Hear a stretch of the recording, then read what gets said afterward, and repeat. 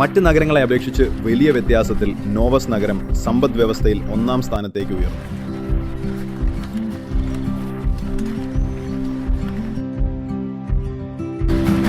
ഹേ Alex. ഹേ George. വളരെ കാലമായി police recruitment ഫലങ്ങൾ 2 ദിവസത്തിനുള്ളിൽ പ്രസിദ്ധീകരിക്കുന്നു.